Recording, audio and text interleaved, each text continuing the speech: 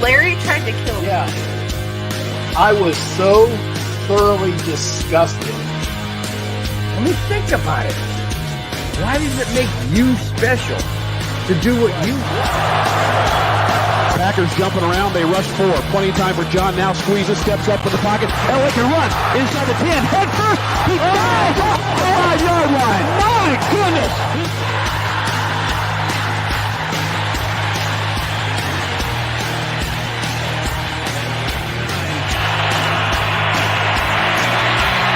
Rushing forward, ball comes out of the hands of Newton. It's on the ground and still on the ground. Picked up by T.J. Ward at the 4-yard line.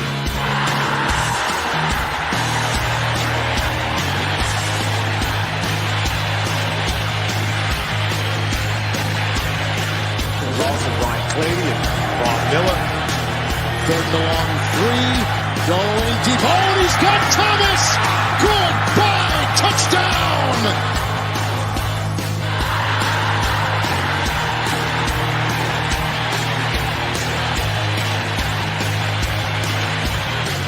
Here we go. First snap of the overtime. The Broncos have been in 3 overtime games this year. They won them all. Got him at the 40. It's Thomas at the 50. Stifford got him 3 to the 30. To the 20. Thomas to the 10. Denver's going on to New England. They win it on the first play of overtime.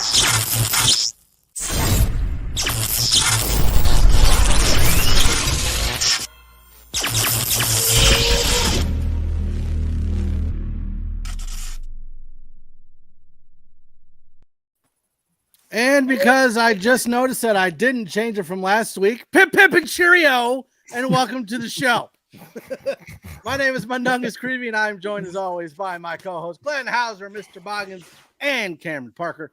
And you are currently tuned into the 5280 podcast on the MHRT Network, where we are a fan-led, Broncos-based podcast, filling you in on all things Denver Broncos. Now we have a very, very, very special guest on the show today. She's an Emmy Award winner, the host of the Cut, Traded, Fired, Retired podcast, KOA's Broncos sideline reporter, the midday personality on 103.5 The Fox, an alum of 9 News and Colorado State University, as well as a RE/MAX Hall of Fame realtor, a mother, and a wife.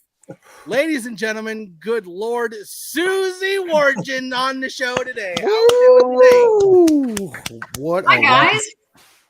I ran out of breath. More jobs, don't I? Yeah. Oh, my gosh, your resume, you just whatever you want, you just throw that on the table. I know. I get dates for everything, and I'm like, yeah, I have to look at my LinkedIn and try and figure out when I did what. There's a lot of overlapping. Things that kind of happened all at the same time for some of those. I was just gonna say that. How do you even sleep with all the all the stuff? I don't very much. Yeah, when I worked at 9 News, I worked the morning shift, and so I had to be up at 1:30, go in at 3, and so that has doomed me for life to not sleeping very much. So I get up at like 5 a.m. every day, and to me that's sleeping in because I got up at 1:30 for so many years. So I'm like, it's 5 a.m. Let's get going. It's wrong. It's sick and wrong is what it is. Right. So kicking it off with some deep digging questions for you. I know you went to London. Now, when you were on the plane, were you doing high knees? And if so, are you upset that Russell Wilson stole your workout on the plane? Well, so here's the thing. My seat for the flight to London, coming and going, was 66D, which means very, very back of the plane. Russell Wilson and the rest of those guys all up in the very front of the plane. So we could not verify there were any high knees done on the way out because we were way, way, way in the back. And we have bathrooms back there that we are relegated to. As Dave Logan likes to call us, the heathens. The heathens must use the back bathrooms. And so we use those. But I did not see that. But there were guys who validated it and said that it did happen. So on the way back, it was really fun, though. We had, obviously, with the win, it's a very long flight. Thankfully, we were straight through, so about 9 hours. And the key to coming back is to staying up so that you can come home and be on a regular schedule because we were landing at 11:30 at night. So it was jovial back in the back. We were George Payton was back there. We were chatting a little bit, and a lot of the Broncos executives, interestingly enough, sit in the back with us, which is different than how it used to be in previous years, where they would be kind of up in front first class, and they've given a lot of those to some of the marquee players, and then other players fill in the middle, and then everybody else is in the back with us, which is nice. So what you're saying is Russell Wilson couldn't even do high knees 66 aisles. How lazy! I just can't. Couldn't even come back to the back of the plane. Oh my gosh! Check that on the list of things. Oh goodness. Susie, being on the sideline after that huge win, what was the sense of relief like, or what was the atmosphere like when the clock hit 0? You know what? It's interesting, Glenn, because in my position, right after the game ends, I've got to get an interview going off the field. And so it was a little chaotic. And I think part of that was being, we're in a different stadium. There's a couple different ESPNs. I think they had ESPN Deportes there too, or something. Because they had 2 ESPN gals there. So the PR staff's trying to help us all over the place. So it got to where we're trying to figure out, and as always, in the last 2 minutes, my player of the game changes because the game changes in the final 2 minutes. So I'm like, oh, let's get this guy. No, let's do this guy. Okay, let's do Latavius. And so then I look around for the PR person that I thought was going to help me, and they're not around. So I'm like, all right, got to find the tallest running back around, which is kind of easy to find. So I found him, do a quick interview, but the atmosphere, very jovial for the Broncos. I don't get to sit and enjoy it as much as I'd like to as a fan, because of that's my time to work. And then from there, I go in to the locker room area, and that's where I've got to try and get Coach Hackett on the headset for Dave's interview, and then Russell Wilson. And Coach Hackett, it's huge, humongous. And so to get down from up where like the press box is, or where the suites were, which is where the Waltons and the Penners were, Mr. Walton and the Penners, it's kind of a maze to get down there. So Coach Hackett was waiting for them to come down to be in the locker room so we could have like the big, hoorah with the players and the owners. And so it took a very long time after the game for me to get the interview with Hackett and Dave Logan. And then by the time I got in the locker room, half the guys are dressed and gone. So I'm like, oh man, I didn't even get to like enjoy this whole festive, this whole atmosphere here. Yeah. Long story short, the ones that were still in there, it was very jovial. And then, like I said, on the plane ride home, while we weren't mingling with players in the back where the executives were, you could tell, big sigh of relief, I think, for so many reasons, and lots of smiles, and it just made for a much better plane ride. That's the first road win this year, so we haven't had a fun plane ride home yet, and it was nice to have one that was, if it was going to be 9 hours, you want it to be that way. And I was going to say, not just the 9 hours, but 9 hours and then the bye week, right? They could not have come at a better time. When you were watching that game, you were talking about, a lot of things were changing, but you specifically, when you looked at that game, a lot of people have sort of pinpointed some key moments with that game that seemed like the turning point. Russell Wilson's 98-yard drive, or them going up tempo.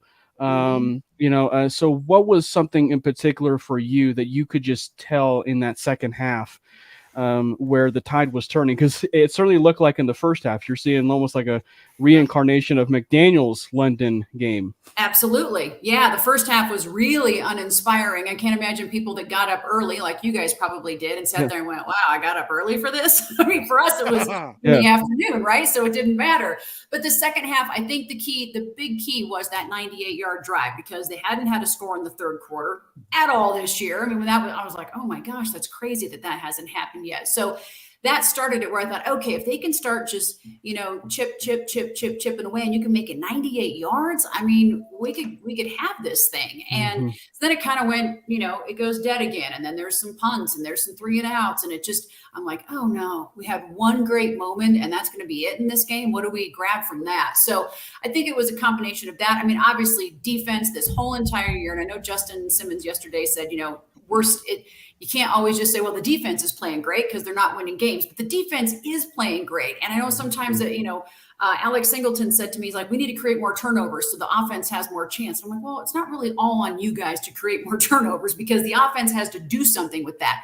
Justin Simmons got a turnover. They didn't do anything with that, but it did save, potential touchdown because of where that happened there right near the end zone. So there were just a lot of I think in that second half in particular, moments on both sides of the ball where I'm like, okay, you know what? We might actually have this. And the crowd, it was really interesting. There were 86,000 people there, right?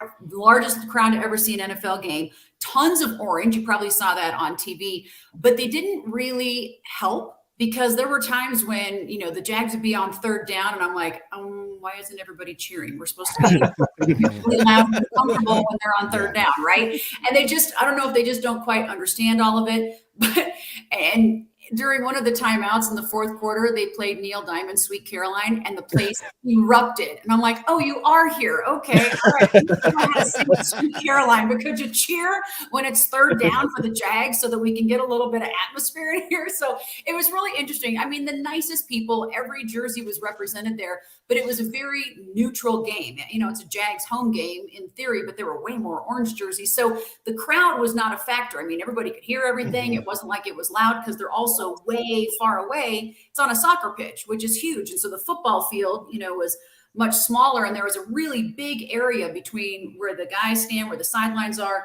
and where the fans are. Whereas you go in a regular stadium, even like ours, and your fans are right there on top of you. So that atmosphere was really interesting. So they didn't get a whole lot from the crowd. So they really had to figure it out on their own. And I think, those drives in the second half, those were definitely key. Susie, as fans, we're not necessarily on the field or in the plane or in the locker rooms. What do you think you could tell Broncos country about the morale throughout the team right now, being so up and down, mainly down, and just like hopeful about the future or just anything? Give us something. Take us away. Please, God. Well, I'll tell you this. I see morale as still being high. I don't see guys, and I've been in locker rooms in the past where you start to see that division where you can tell, and they do a better job now where it's not, the locker room isn't divided, where they put offense over here, defense over here. And then you really feel it when one side's performing different from the other side. Now they've mixed the guys up, and they do it when we're at games too, on the road and at home at Empower Field at Mile High. It's very mixed up and not necessarily where you're with all your guys. Some of them are, positions are together, but they've done a really nice job of mixing some things up. So I'm not seeing that, glare across the locker room of, we did our job, well, where are you? So that's not happening yet. I think, coming home from this game, it was just such it almost felt like the plane was lighter. It was weird how you can just have that kind of energy feel. And then even though we got home, it's 11:30, everybody's getting up, but they're still kind of chatting. You can still kind of feel that buzz, that energy. And so hopefully that has carried through, guys got a little time off, get a little rest. Hopefully we get some guys better. I mean, you think about the injuries. I mean, that we have been decimated this year with injuries. And so to still be, I don't necessarily want to say we're in the hunt, but I mean, you look at across the NFL, I mean, there's nobody that's killing it except for Philly. And there's a couple others, but everybody's very middle of the road. So we're not too far off. Something could happen. We can go on some streak and who knows? So I feel like morale is good. And I'm also a homer. I have eternal hope for the second half of the season. Maybe I'm stupid for feeling that way. I feel that way every opening day with the Rocky season too. I'm like, yep, this is it. It's the year. We've limped into the hardest part of our schedule. Yeah, I know. It's not going to get any easier coming up. We've got tough games with Kansas City and another Raiders at home. Not that the Raiders are going to be a tough one, but it's always that rivalry game. Yeah. So Broncos Bill with Broncos Breakdown's got a question. He says, how did you get into being a sideline reporter?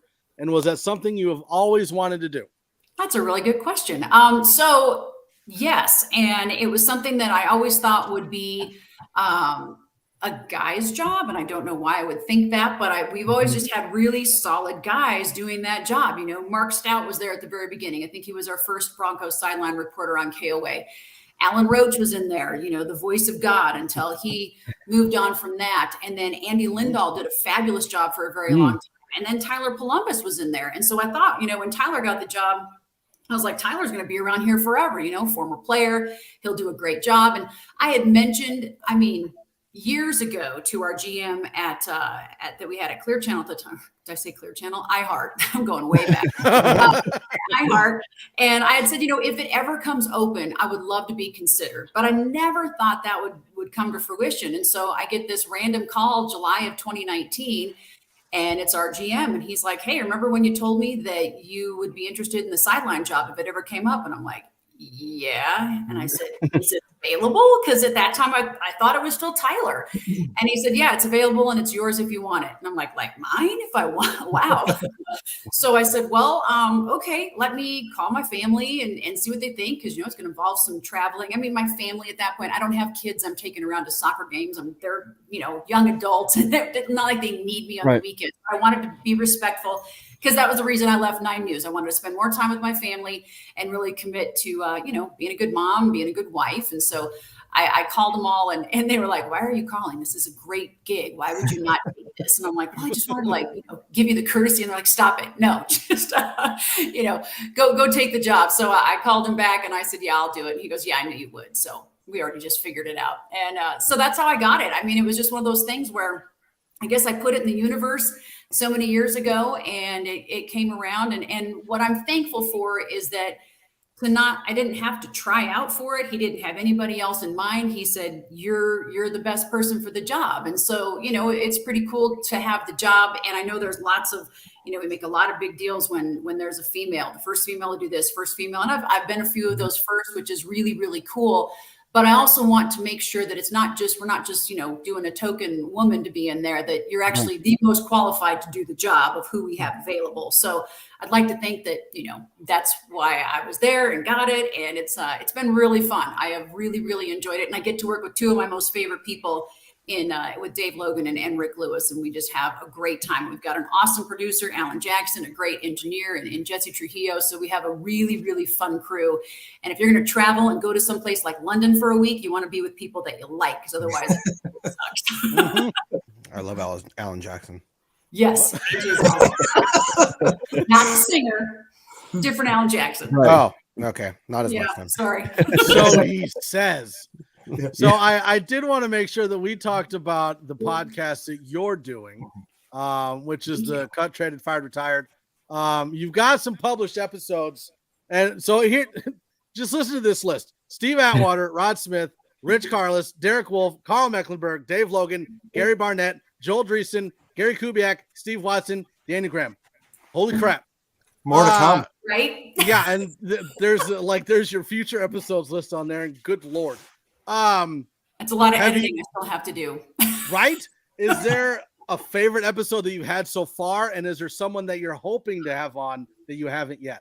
Oh, I've got a wish list going. I have some more folks that I'm reaching out to in November trying to get them. And I really want to also start working on other sports besides football, because we're going to be getting out of football here come December. So I've got some basketball and hockey folks, and then baseball once we get around to the spring too.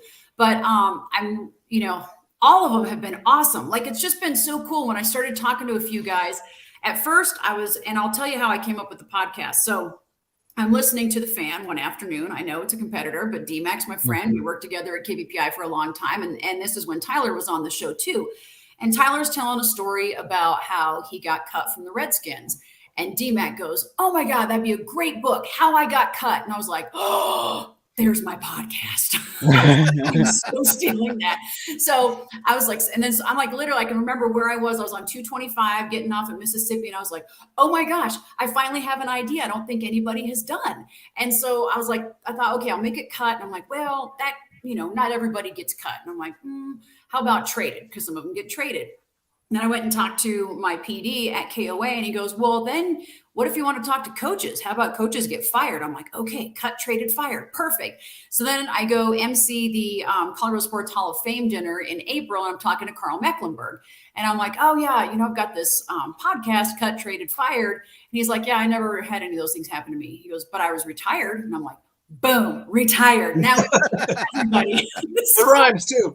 I know. So it's kind of a mouthful, but I'm like, it covers the whole spectrum of what every professional athlete or coach will go through. And, and there are people that, we look up to him, the Steve Atwaters, and he got cut by the Broncos. He's a Hall of Famer, and so, I've just been, I reach out to guys. Thankfully, I've made some great relationships through the years with so many of these players. And so when I've reached out and I'm like, hey, listen, I'm not making any money off of this. I can't give you anything, but will you give me a half hour and come into the studio and talk to me? Every single one of them. Yep, no problem. And they come in and I have some funny stories. So Gary Kubiak, when he came in, we got done and I was like, yeah, Gary, we just talked for 30 minutes. He's like, I've never talked to anybody for 30 minutes at one time. And then when we were out in London, I saw Clint at practice and I said, hey, I published your dad's podcast on Tuesday. And I said, do you want me to send it to you? He goes, yeah. So I texted it to him. He listened to it that night because the next morning I get a text and he goes, wow.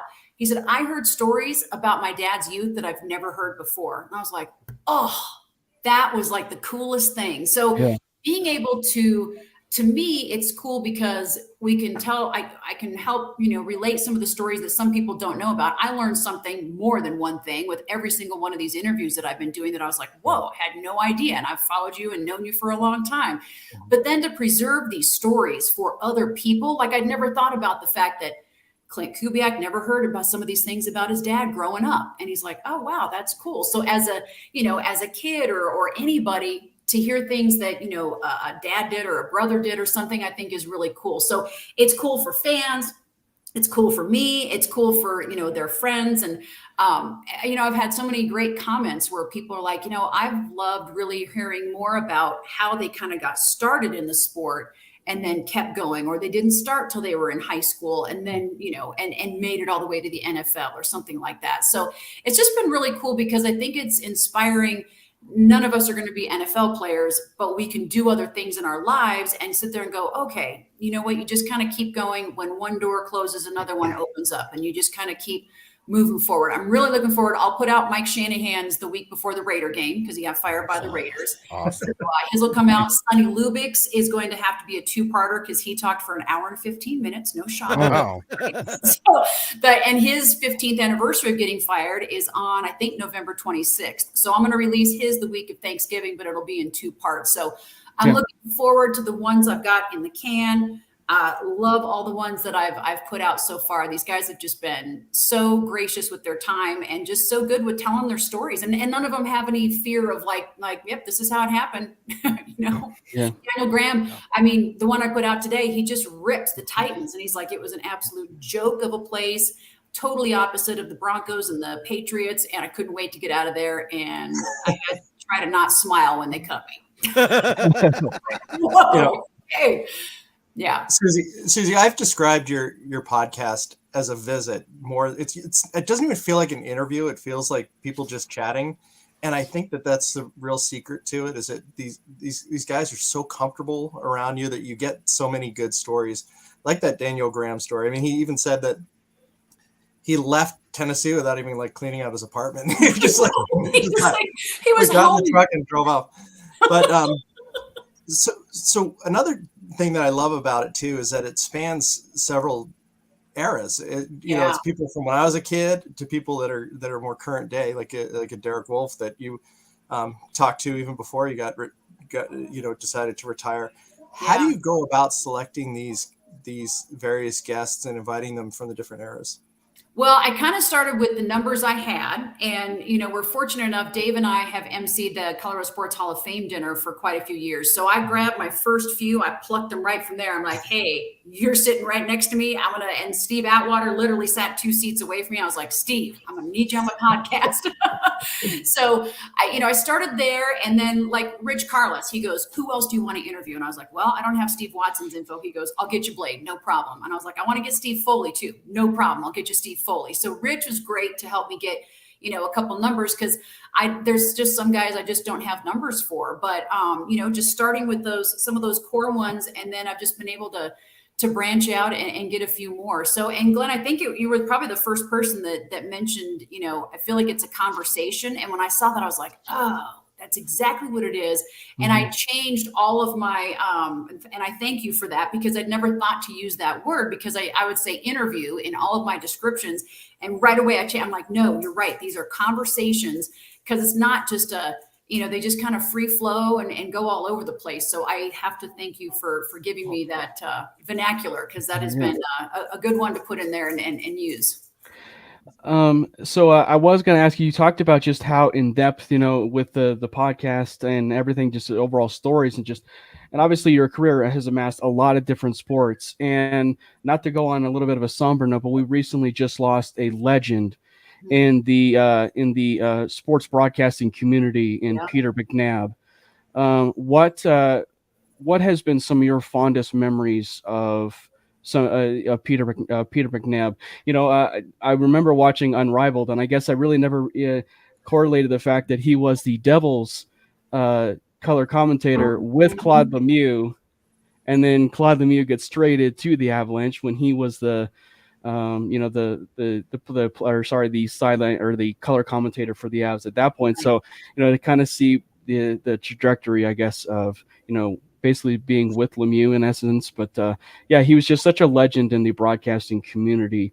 Absolutely. What is some of your memories of him? I didn't work with Peter very much at all, but especially when I was at 9 News, I covered the Avalanche quite a bit. And I just remember Peter, and you'll hear this through and through from everybody, one of the most kindest people who always had a smile, always said my name, hey, Susie, how's it going? Like, genuinely, when he asked that question, he cared. It wasn't just a, hey, how's it going? It was a, hey, Susie, how's it going? And wants to hear what you have to say. And so I wish I would have been able to work with him more. I see how hurt Moj is right now, Connor McGahey and Kyle Keefe, and just the ones that have worked with him so closely for so long, they're just hurting. And that kills me. I think about this great trip that I just went on with, 4 of my really, really good work friends, or like all my work husbands. And if something were to happen to one of them, I would just be crushed, because we spend a lot of time together, and it's a very personal time that we get to spend with these people. So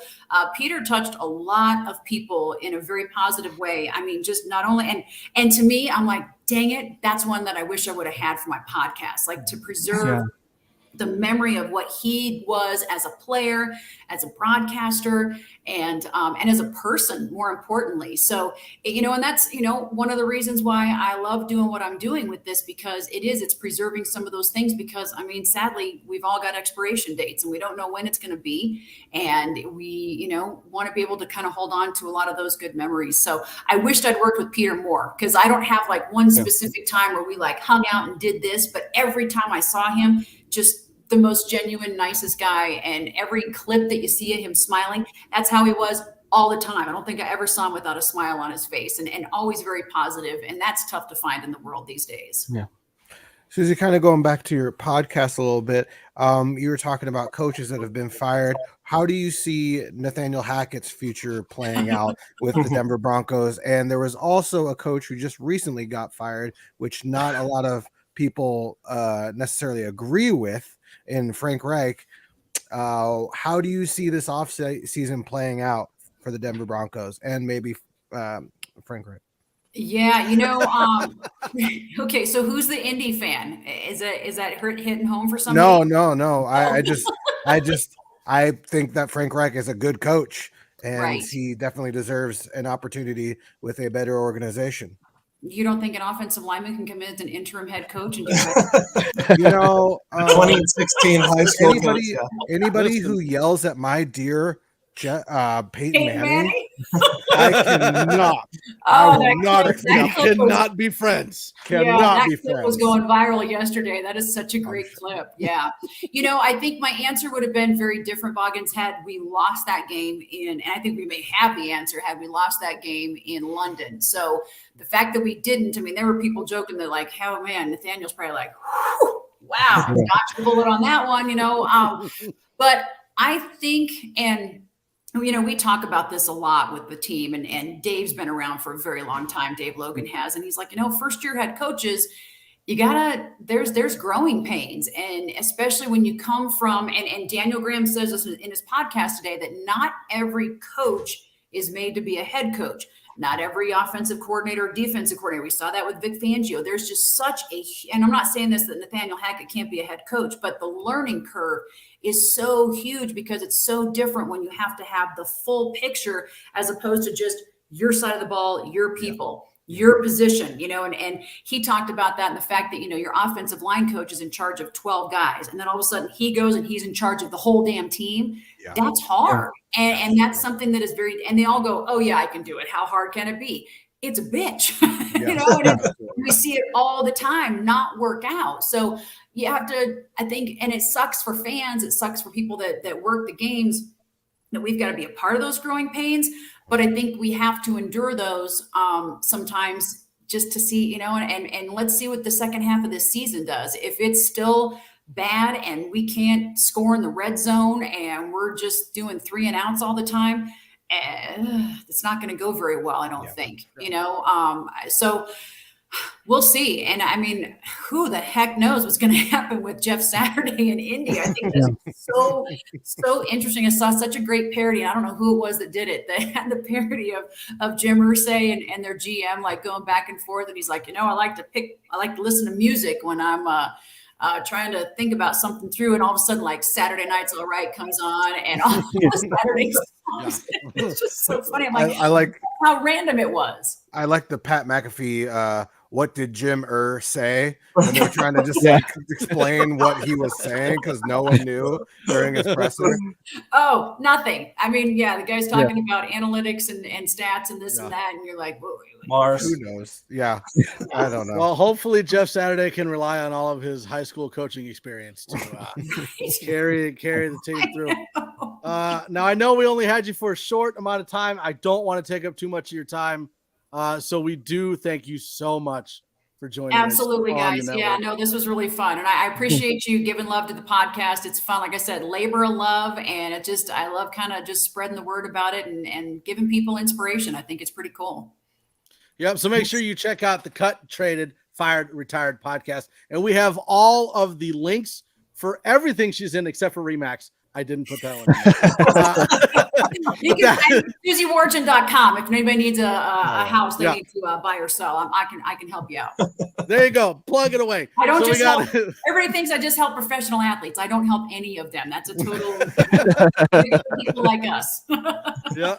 So make sure you check out Susie Wargin on Twitter and all of her podcasts and her sideline reports and houses and whatever else she's involved in. It's just too much. You don't have to do it. It's okay.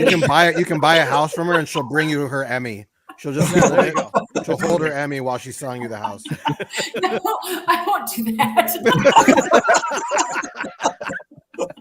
So yeah, thank you so much for joining us. Very much. It has been an absolute pleasure. This is a lot of fun. Appreciate it. Yeah, thank you so much. All right, see we'll talk to you later. Well, that was fun. I still think she should bring her. I'd bring my Emmy. I'd just bring her Emmy. Like, you should buy this house for me. And then I just cup it. Just have it right here. Just so they knew that I was successful. Yeah. But that's just me. Oh, these are so much fun. I love doing interviews with cool people. It's so much fun. Yeah. Cool people are cool. Cool people are cool. Should be a shirt. And since our other merch didn't work out, we could do that one. Yeah, there we go. Be like a spin-off of the, I'm was stupid t-shirt, Yeah. But not at all. Yeah, exactly. Yeah. And I see Susie hanging out in the background. Susie, you are more than welcome to go about your day. If you don't have to hang out if you don't want. I just wanted to make that clear so she's not sitting there like okay. Okay. All right. So we finally got the word that Cushenberry has gone on IR. So we are going to have Glasgow starting at center for at least 4 games. Tomato. Upgrade, downgrade. What are we looking at here? Upgrade.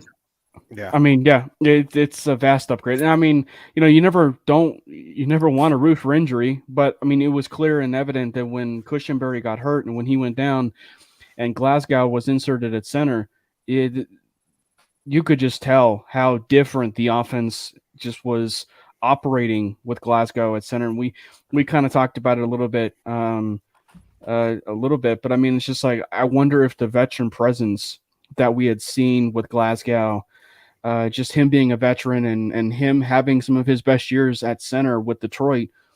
I mean, him kind of taking that extra initiative himself, that leadership, and putting, the other offensive linemen in better position. So I think you can clearly tell you don't necessarily need to be, a film junkie like Boggins over here to truly tell, like, that the offensive line was truly gelling. Just off the naked eye, you could just tell that the offensive line was clearly gelling when he got in there. Yeah, I think it's definitely an upgrade. I think it was, like Cam was saying, very obvious of the upgrade when he was in there, except for obviously when he didn't hike the ball. That part was, just a little bit of, he just had to get the rust out a little bit. But I mean, I think it's funny that we've been asking for this for quite a while, I feel like, and then it finally happens out of desperation, and like, oh, it is better. Okay, cool. I think this is very interesting. Will be very interesting going into the off season. Yeah. I think he might hit. I think he's a free agent this year. He might hit free agency and maybe come back on a lower deal. If we don't, it might be like a cut situation. Bring him back out of desperation. Yeah, almost like a Melvin Gordon-ish deal, and just very low. Yeah, exactly. Like, yeah, sure. Test out the market, see what you can get. He gets nothing. He just comes back. That could be a very big possibility, because I just don't think Lloyd's upside is not there at all. Yeah. And it's just, I think that's the offensive line is going to be something that we're really going to have to figure out during the offseason, especially with Russ. Russ doesn't help that holding on to the ball the way he does, and just some of his decision making. But I think we need to have an offensive line that is a lot better than we currently have in order to get our money's worth out of Russell Wilson. Yeah. I mean, and we saw those long drives when Glasgow came in. So I'm hoping. Not saying that the offensive line is completely fixed, but I'm hoping they can at least give him more than 2 seconds to throw the ball. So do you think? So do you guys think that with that first round pick that we just got in the Chubb trade, that we are going offensive line for that? Initially, yes. I mean, well, not like that's an assumption. I should say that's an assumption, but yeah, I do think that tackle or offensive line is pretty high on the. I would imagine so. That but the thing is, like, we could be sending in such a high priority for offensive line that, the way that things have gone, like you can, do a massive upgrade to your entire offensive line in free agency if you wanted to, and also still take your tackle if you wanted to, at that current pick that you have. I mean, so, and if you have that amount of, ability to do that, you're talking about an offensive line that maybe, depending on who you add and everything, it would be massively upgraded at that point. And, obviously there's just a lot of, changes that are going to happen, and, they need to make sure that they do max out what Russell Wilson is doing, and, and have an offensive line that Russ is comfortable being under center with. And I think that that's kind of another sub piece to this offensive line thing is like, Russ has definitely been missing a lot of guys, and it definitely, you can clearly tell he looks pretty uncomfortable, but when you have an offensive line that he can gel with, it's one that, we might be able to still see that type of progression from Russell that we had seen maybe at Glasgow under center, but just someone that he's comfortable with, a group that he's comfortable with. Yeah. So we do have Jacob Martin and Chase Edmonds officially joining the team. Do we see what roles do we see them filling? Like, because we check down. Chase Edmonds, check down boy. That's what it's going to be. We still have Marlon Mack that we haven't seen yet. We got Latavius Murray, Mike Boone's coming back. What's Melvin Gordon's role going to be? Like, now we have a plethora of running backs. Who are we actually going to see in the games? You'll see Latavius Murray, you'll see Melvin Gordon, and you'll see Chase Edmonds most likely. Chase Edmonds is going to be like your premium third down back, and he's just like, I see nothing. Check down. And he's out, and that's that guy. Yeah. So that's what we'll see a lot of, and then just like rotating carries or rotating snaps between Melvin Gordon and Latavius as our bell cows. Yeah, well, and we talked about it right on the episode with Bill when we were talking about the trade. It's like I feel like Edmonds is such a different back than the Broncos have had for a while, to where you could be able to do a lot of different things. I know he probably will be a third down back, but you could use him in various creative situations. In essence, the way the Arizona Cardinals did, which was out wide in the slot, use him in a variety of different ways to make him be like a under the radar weapon for your offense. So I think there's probably some creative ways where you could use him in that regard. But yeah, I would imagine, at least to start out with, and this upcoming week, you're probably just going to see him, in some limited action, almost kind of like in the ways probably like a Kadarius Toney. Okay. Yeah. What's great about Chase too is he's excited to be here. I don't know if you saw any of his press conference. Yeah. Apparently, Russ they've been talking too. Mm-hmm. How he's been in Mexico doing nothing. So upset. Doing nothing. He's and then tweeting about working hard. I just don't understand how a dude who people make fun of him for high knees in an airplane because he's supposed to be resting there, but he's in Mexico and they're like, that dude doesn't work hard enough. What? Like how? What? And he's got he had the laptop, so he probably was watching something football related. I don't think he was watching binge watching. Sierra. This is a bye week, right? Like, yeah, right. Like, come on. The dude can't win for losing. No. How do you say high knees in Spanish, by the way? I'm just I wonder if his high knees are the ones where he slaps his knees when they come up. So here's a question for you guys. We talked a little bit with Susie and with the Broncos having a very critical win, or I should say Nathaniel Hackett having a critical win against the Jaguars in London, and we were hearing some rumblings maybe that that would have been his last game as Broncos head coach, if they lost that game. So obviously we've heard the excuses before. We've certainly brought him up. First year head coach, first year quarterback, first new system kind of deal. But how long of a leash then are you giving a guy like that? It's because you clearly had a win, right? But how long is that leash? How long is that leash? I think he was going to post that until I pulled that up. I honestly thought he was out. I had tweeted and I had to delete it during the game because I was watching on my phone and I guess it just didn't load, and I lost 2 minutes of the game and I didn't see that the Broncos made a comeback, and I was tweeting, I was like, there's no way Hackett has a job when he gets back.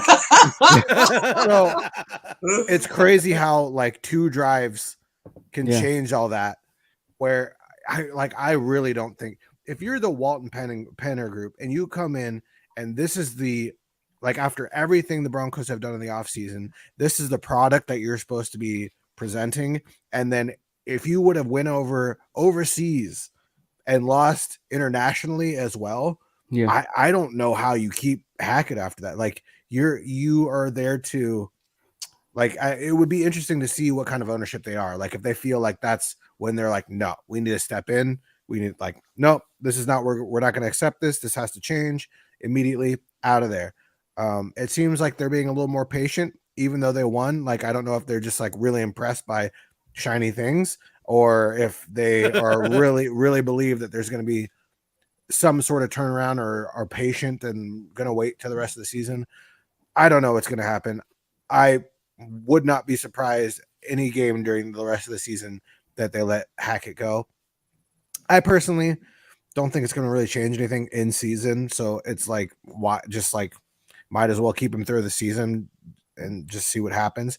But I don't know. I personally do not see Hackett as the head coach next season. Whether or not he gets dropped during the season, it just depends on how the Walton Penner group really handle situations like this. Right. Yeah, and I think that almost like every single issue that we've had so far would have to be fixed in order for them to even consider keeping him on next year. Well, like you have even if the play gets better, like if he's still having problems with the 2-minute drill and with timeouts and with freaking going forward on 4th and 1, like short yardage, everything is going to have to get fixed. Yeah. I think it's going to be the offseason of Russell Wilson. Like, to be completely honest, you have him till 2026. You have to supply him with whatever he wants, essentially, in order to try and get, like, you can get, like, all the signature Subway sandwiches, whatever he wants. You need to get him an offensive line, like certain players he may want.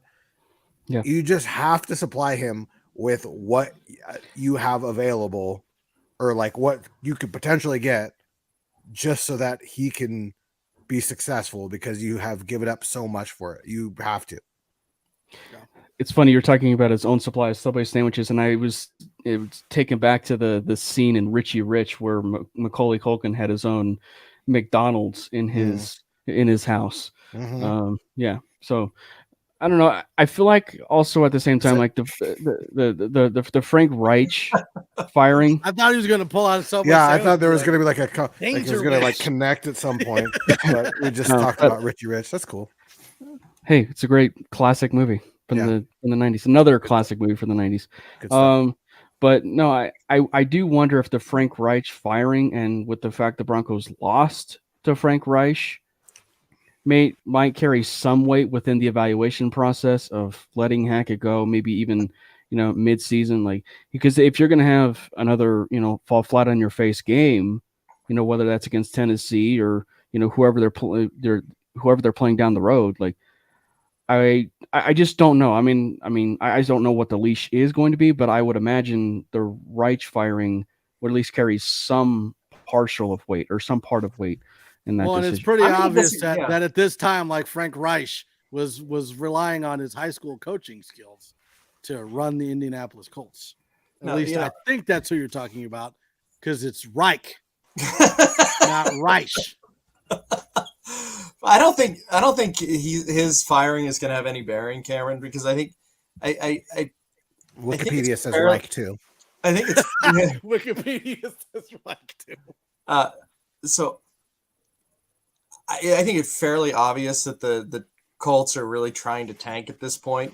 I mean, they're literally pulling a guy out of the ESPN studio that has a 20-16 high school record because, he was a cool center when, back in the day.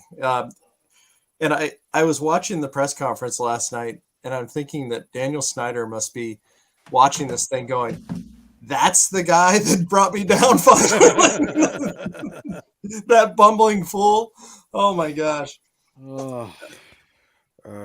He just seems like an easy guy to pay off.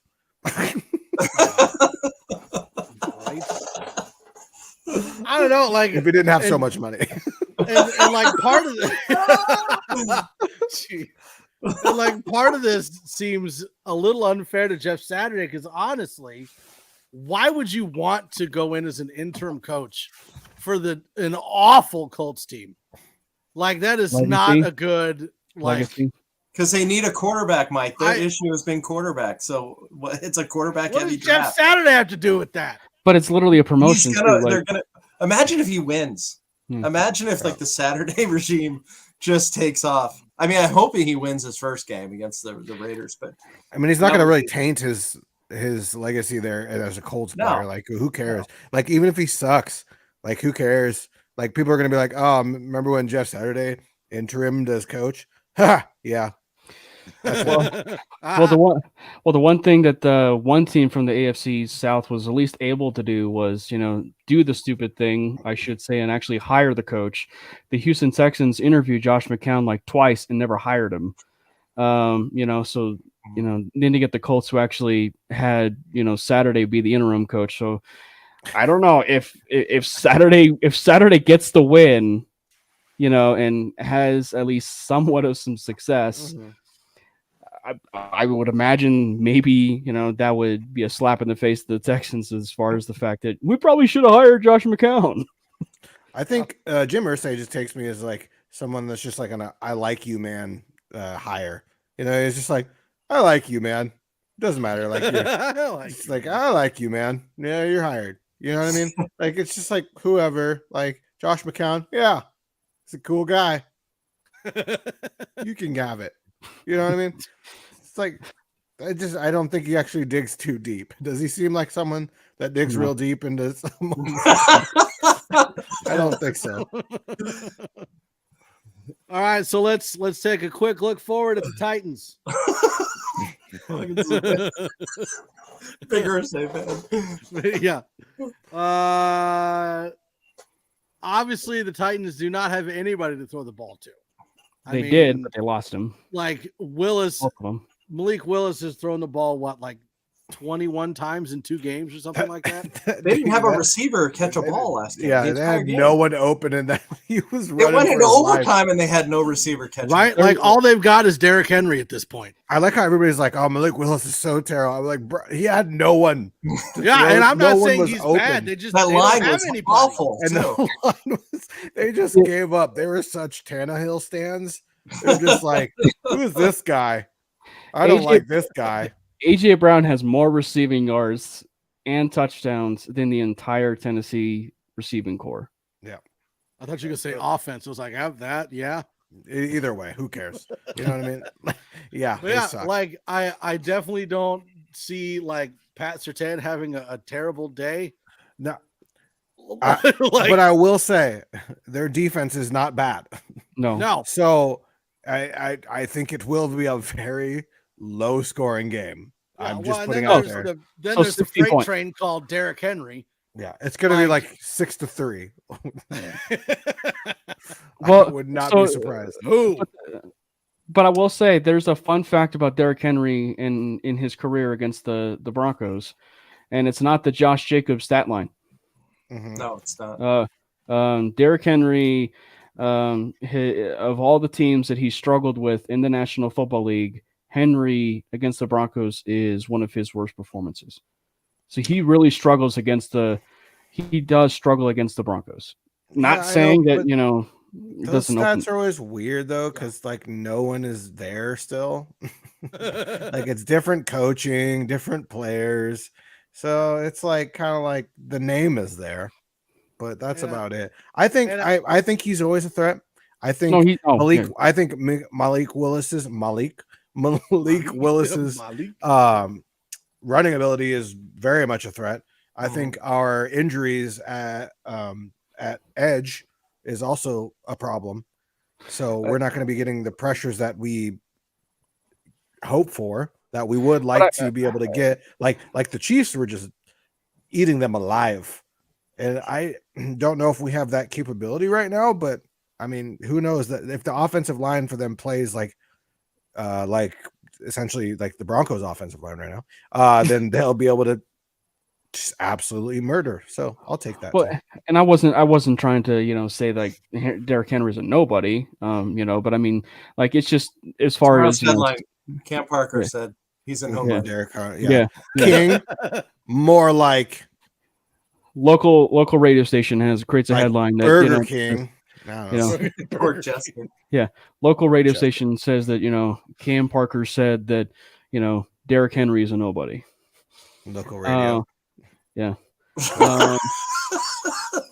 But anyway, no, I wasn't really just trying to say or dog Henry at all, because he does scare me. Because it's you're talking about the entirety of the offense, and you're talking about a defensive line. That as far as the Broncos are concerned, like they're capable, but it's just like for some reason they've just been off for some reason this year. And also a fun fact about the Tennessee Titans defensive line, aside from the fact that they're scary, is Broncos legend DeMarcus Walker is on that line. I don't find that fun. That wasn't fun. No fun. Do we know if Simmons is even going to play? Because he got hurt against the Chiefs. The DT, the tackle, it is defensive tackle. We don't know officially yet. I'll take no. I'll take no. He could take a break at any point. Yeah, let's just give him the night off. Bud Dupree got hurt too, so it'd be interesting if both those guys are out. I never wish injuries on anybody, but nice. Boogity boogity boo. Yes. That's right. the football version of with all due respect. I never With wish all, it. with all due respect, I'm glad you're hurt. And on that wonderful, loving note, that's going to do it for the show. Again, we want to thank Susie Wargin so much for joining us on the show. Wargin, If you're ever in Colorado, ask go to to Remax borrow her and Emmy. ask to borrow her Emmy when you buy a house from her. So please make sure you like, follow, share, subscribe, turn on notifications so you can know when we post, when we go live. Check out our other podcast, the Cluster Puck Podcast, which goes live every Monday at 8765. Covers all things Colorado Avalanche. The Wild Wild West Podcast on Wednesdays at 7:30, 6:30, 5:30, 4:30, which is an AFC West fan show. It has a representative from every AFC West team. And then Broncos Breakdown with Bronco Bill every Friday, 8765. And check out The Neighborhood, which does a live stream and reaction during the game for every Broncos game. So make sure you check that out as well. Stop taking selfies, Boggins. Yeah, stop taking selfies. You got to change your name. What are you doing? Just capturing moments. Okay, lovely. So that's all we got for you today. We love you, Broncos country, and we will see you a little bit later. Bye-bye.